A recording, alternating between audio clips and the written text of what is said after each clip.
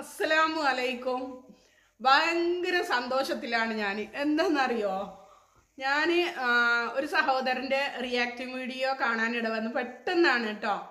അപ്പം അത് ഒട്ടും ചൂട് തണിയാണ്ട് നിങ്ങളെ മുമ്പിൽ തന്നെ എത്തിക്കണമെന്ന് എനിക്കൊരു വാശിന്ന് തന്നെ കൂട്ടിക്കോ. കാരണം ഞാൻ ആ ഒരു വേട്ടാവളിയൻ്റെ ഒരു വീഡിയോ ചെയ്തിട്ടുണ്ടായിരുന്നു. ആരത്? കോരിഫ് ഹുസൈൻ്റെ. നമ്മുടെ ഇസ്ലാമിനെ പിച്ച് ചീന്തിയിട്ട് നടക്കുന്ന ഒരു കോരിഫ് ഹുസൈൻ ഉണ്ടല്ലോ, ഒരു കോയ. ആ കോഹന്റെ വീഡിയോ ചെയ്തിട്ട് അവന്റെ ശിങ്കിടികൾ വന്നിട്ട് ഇന്ന് വരെയും ഈ നേരം വരെയും എനിക്ക് കമന്റ് കൊണ്ട് നിറക്കുന്നതാണ് അവര്. എന്തെല്ലാം കമന്റുകളാണെന്നറിയോ? എൻ്റെ പല പല വീഡിയോസിൽ വന്നിട്ട്, ആ ഇട്ട വീഡിയോസിലല്ലാണ്ട് പല വീഡിയോസിൽ വന്നിട്ടാണ് ഇവര് എന്തെല്ലാം കമന്റുകളാണെന്ന് അറിയോ ഇടുന്നത്. പിന്നെ ഞാൻ പുതിയ ന്യൂ വീഡിയോ അപ്ലോഡ് ചെയ്തിട്ടുണ്ടെങ്കിൽ അതിൻ്റെ അകത്തും വന്നിട്ട് ആ ഒരൊറ്റ വീഡിയോ ഞാൻ മതം വിട്ട വിവരമില്ലാത്തൊരു പെണ്ണ് എന്ന് പറഞ്ഞുകൊണ്ട് ഞാനൊരു വീഡിയോ ചെയ്തിട്ടുണ്ടായിരുന്നു. അതിനുശേഷം അവൻ്റെ ശിങ്കിടികൾ വന്നിട്ട് എനിക്കെതിരെ എന്തെല്ലാം കമൻസുമായിട്ടാണ് വരുന്നതെന്ന് അറിയോ. അപ്പൊ ഈ വീഡിയോ നിങ്ങളൊന്ന് കാണ്. ഇത് അവന്റെ അണ്ണാക്കിൽ കൊടുത്തിട്ടുള്ളതാണ്. ഇതിനെന്താണ് നിങ്ങൾക്ക് പറയാനുള്ളത്? ഭയങ്കര സന്തോഷം തോന്നുന്നുണ്ട് എനിക്ക്. കാരണം അവന്റെ ഓരോ വീഡിയോ ഷോർട്സ് എല്ലാം കണ്ടു കഴിഞ്ഞാൽ ഖുർആനെ, മുത്ത് നബിനെ, അള്ളാഹുവിനെ പച്ചക്ക് തെറി പറഞ്ഞിട്ടുള്ള വീഡിയോസാണ് അവൻ്റെത്. ഞാൻ പലപ്പോഴുമായിട്ട് ഞാൻ ചിന്തിച്ച കാര്യങ്ങളൊക്കെ തന്നെയാണ് ആ സഹോദരനും അതിൽ പറയുന്നത്. വേറൊരു മതസ്ഥരെ പറയുന്നില്ല. വേറെ പോട്ടെ, ഒരു മതസ്ഥരെ അവന് പറഞ്ഞിട്ടുണ്ട് വെച്ചെങ്കിൽ അവനിവിടെ നിൽക്കൂല.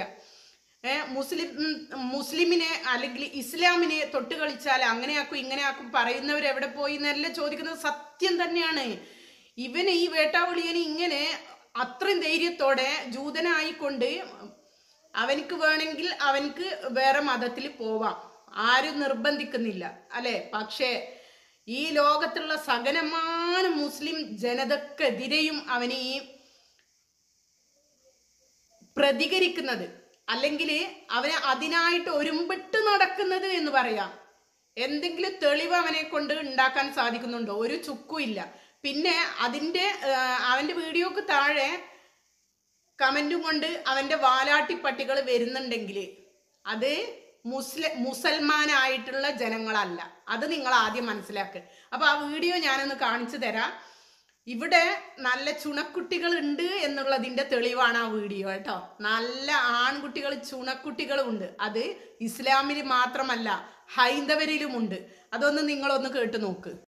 ആൾക്കാരൊന്നും മറ്റു മതങ്ങളെ കുറിച്ചിട്ടോ അല്ലെങ്കിൽ മറ്റു മതവിശ്വാസങ്ങളെ കുറിച്ചിട്ടോ ഒന്നും ആരും ചൊറിയാൻ പോകുന്നില്ല. പ്രത്യേകിച്ച് ഇസ്ലാം മതവിശ്വാസികളായിട്ടുള്ള ആരും ഇതിനെ കുറിച്ചിട്ട് ചൊറിയാൻ പോകുന്നില്ല. കാരണം അവനിക്ക് അവന്റെ മതം, എനിക്ക് എന്റെ മതം എന്ന് പറഞ്ഞ് പഠിപ്പിച്ചിട്ടുള്ള ഒരു മതത്തിലുള്ള ആൾക്കാർ ഒരിക്കലും മറ്റു മതത്തിലെ വിശ്വാസങ്ങളെയോ അവരുടെ ദൈവങ്ങളെ കുറിച്ചിട്ട് തള്ളി പറയാൻ പോകത്തില്ല. എന്നാൽ ഇസ്ലാം മതത്തിൽ നിന്നും പുറത്തു പോയിട്ടുള്ള ഈ വേട്ടാവളിയനായിട്ടുള്ള ആരിഫ് ഹുസൈൻ, ജാമിദ, അങ്ങനെ കുറെ അധികം ആൾക്കാരുണ്ട്. ഇവന്മാര് മൊത്തം നിരന്തരം നാസ്തികരെന്ന പേരും പറഞ്ഞുകൊണ്ടിരുന്ന് പറയുന്നത് മൊത്തം ഇവിടുത്തെ ഇസ്ലാം മതത്തെ കുറിച്ചിട്ട് മാത്രമാണ്. അതുകൊണ്ടാണ് നമ്മൾ ഇങ്ങനെ ഒരു വീഡിയോ ചെയ്യാനായിട്ട് വരുന്നത്. എന്തായാലും എനിക്ക് വളരെ സന്തോഷമുള്ളൊരു വീഡിയോ. ഒരു പക്ഷേ ചിലപ്പോൾ ഈ ഒരു വീഡിയോ കാണുമ്പോൾ നിങ്ങൾക്കും സന്തോഷപ്പെടാം, അതെല്ലാം മതവിഭാഗത്തിൽപ്പെട്ട ആൾക്കാർക്ക് സന്തോഷപ്പെടാം. നമ്മുടെ രാഹുൽ ഈശ്വർ നല്ലൊരു മനുഷ്യനാണ്, നല്ലൊരു കറതീർന്ന ഹിന്ദുവാണ് എന്ന ആത്മാഭിമാനത്തോടുകൂടി നമുക്ക് പറയാൻ പറ്റുന്ന ഒരു വ്യക്തിയാണ്. ഇദ്ദേഹത്തിന്റെ ഒരുപാട് വീഡിയോകൾ നമ്മൾ ഈ കഴിഞ്ഞ ദിവസങ്ങളിലൊക്കെ നമ്മൾ വീഡിയോ റിയാക്ഷൻ ചെയ്തു.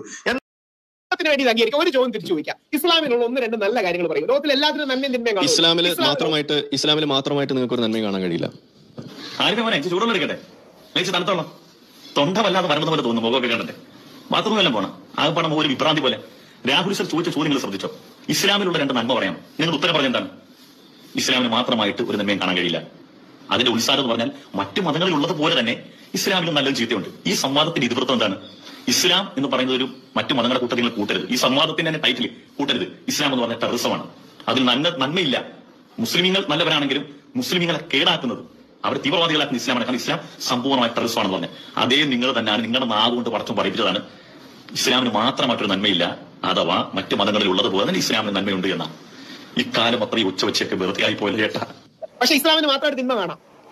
ഇസ്ലാമിന് മാത്രമായിട്ട് തിന്മ കാണാം. ഇസ്ലാമിന് മാത്രമായിട്ട് നന്മ കാണാൻ പറ്റില്ല. അങ്ങ് ആലോചിച്ച് നോക്കൂ. ഉണ്ട്, ഇസ്ലാമിന് ഉണ്ട്.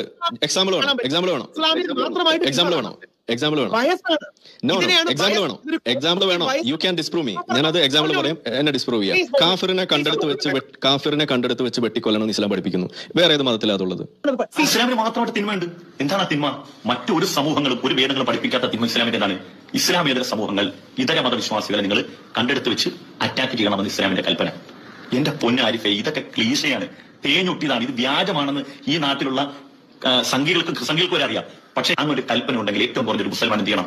അവന്റെ ഭരണം നടക്കുന്ന രാജ്യത്ത് അവിശ്വാസികളെ കയറ്റാതിരിക്കുകയോ തൊഴിൽ കൊടുക്കാതിരിക്കുകയോ അവനെ പട്ടിണിക്കിടാൻ വേണ്ടിയുള്ള ശ്രമം നടത്തണം.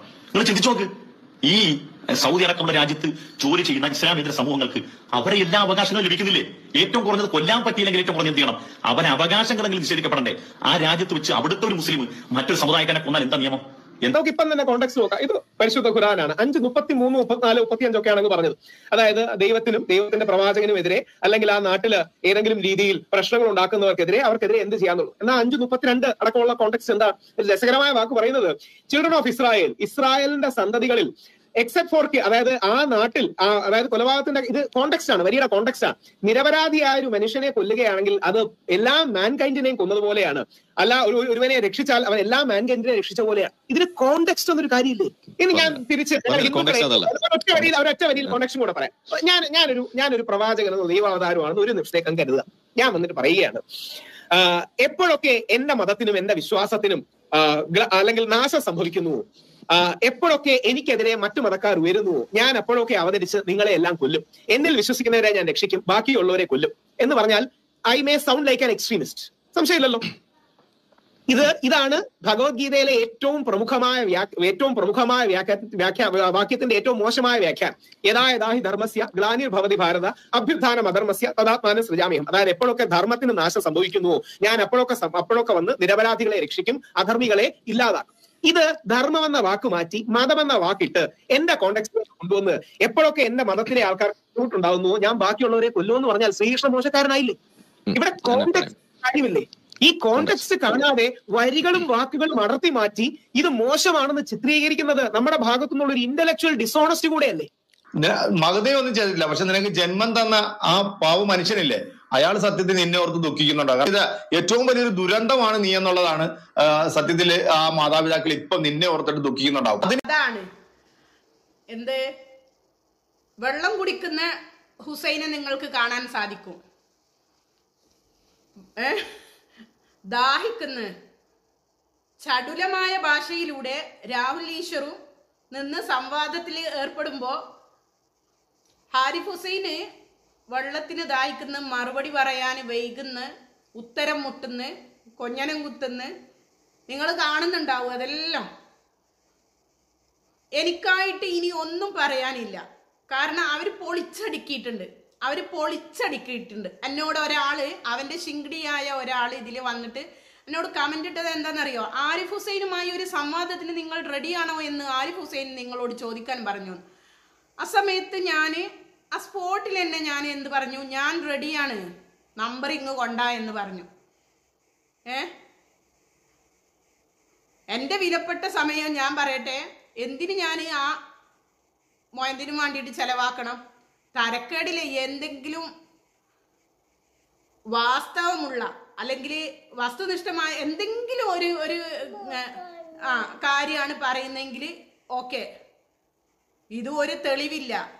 അല്ലെങ്കിൽ തന്നെ എന്ത് തെളിവ്, എന്ത് തേങ്ങ കൊണ്ടുവരാനാണ് ഇസ്ലാമിനെതിരെ? നിങ്ങൾക്ക് നിങ്ങളുടെ മതം, എനിക്ക് എൻ്റെ മതം എന്ന് റസൂൽ പറഞ്ഞിട്ടുണ്ട്. ഇഷ്ടം പോലെ തെളിവുകൾ നമ്മൾക്ക് നിരത്താൻ സാധിക്കും. ഇത് എന്ത് കണ കുണ എന്ന് പറയുക എന്നല്ലാണ്ട്, ഞാൻ പറഞ്ഞില്ലേ, ചുണക്കുട്ടികൾ ഇറങ്ങി തിരിച്ചു കഴിഞ്ഞാൽ എത്ര പ്രാവശ്യം നിലം പറ്റി അങ്ങേ അറ്റം വെള്ളം കുടിച്ച് ഒന്നും അല്ലാത്ത കോലത്തിൽ ആയിപ്പോയിട്ടുണ്ട്. എനിക്കതിന് കൂടുതലൊന്നും പറയാനില്ല, കാരണം എല്ലാവരും പറഞ്ഞു കഴിഞ്ഞ് എൻ്റെ സന്തോഷം രേഖപ്പെടുത്തേണ്ടിയിട്ട് വന്നതാണ് ഞാൻ. അത്രയേ ഉള്ളൂ. എനിക്ക് ആ വീഡിയോ കണ്ടപ്പോൾ എനിക്ക് ഒരുപാട് സന്തോഷമായി. കാരണം ചോദിക്കാനും പറയാനും നമ്മളെ ഇസ്ലാമിലും അല്ലാണ്ട് പുറത്തും ആൾക്കാരുണ്ട്. അതാണ് ഇതിൽ നിന്ന് മനസ്സിലാക്കാൻ പറ്റിയൊരു കാര്യം. അപ്പൊ ഇൻഷാ അല്ലാ നല്ലൊരു വീഡിയോ ആയിട്ട് വരാം. കിട്ടേണ്ടവര് കിട്ടിയിട്ട് തന്നെ പോവും. പിന്നെ ഉടുപ്പില്ലാണ്ട് പിന്നെ ഇങ്ങനെ പറഞ്ഞുകൊണ്ട് നിന്നിട്ട് അത് അയാൾക്ക്, ഞാൻ പറഞ്ഞില്ലേ, മതം വിട്ടിട്ട് അയാൾ കാശാക്കുന്നത്. അയാളെ സൗകര്യത്തിന് ഇസ്ലാമിനെ പുച്ഛിച്ചിട്ട് തള്ളുന്നതാണ്. അയാൾക്ക് ജീവിത സൗകര്യങ്ങളുണ്ടല്ലോ, ജീവിതത്തിൽ സുഖം നേടാൻ, അതിലെല്ലാം പച്ചക്ക് പറയുന്നുണ്ട്. ഞാനായിട്ട് ഇനിയിപ്പം പറയുന്നില്ല. അത് അയാൾക്ക് വേണമെങ്കിൽ എങ്ങനെ ജീവിച്ചോട്ടെ അല്ലേ. എന്തിനാണ് ഈ പരിശുദ്ധമാക്കപ്പെട്ട ഇസ്ലാമിനെയും ഖുർആനെയും എല്ലാം തള്ളിപ്പറയുക, അവഹേളിക്കും പുച്ഛിക്കും എല്ലാം ചെയ്യുന്നത്?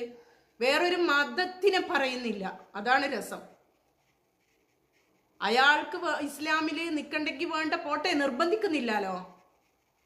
എന്തിനാ അയാൾ അവഹേളിക്കുന്നത്, പുച്ഛിക്കുന്നത് എന്തിനാണ്? അല്ലെങ്കിൽ മറ്റുള്ള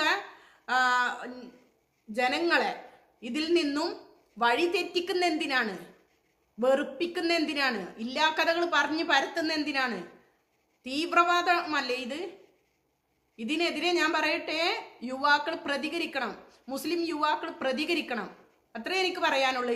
ഇത് നല്ല സന്തോഷം ഉളവാക്കുന്ന ഒരു പ്രതികരണം തന്നെയാണ്. ഇതൊന്നും പോരാന്നാ പറയുന്നത്. അടിച്ചമർത്തണം അവനെ ഇനി ഒരിക്കലും വാ തുറന്നിട്ട് ഇസ്ലാമിനെതിരെ ഒരക്ഷരം മിണ്ടിപ്പോവാൻ പാടില്ല. അത്രേ എനിക്ക് പറയാനുള്ളൂ. ഇൻഷാ അല്ലാഹ്.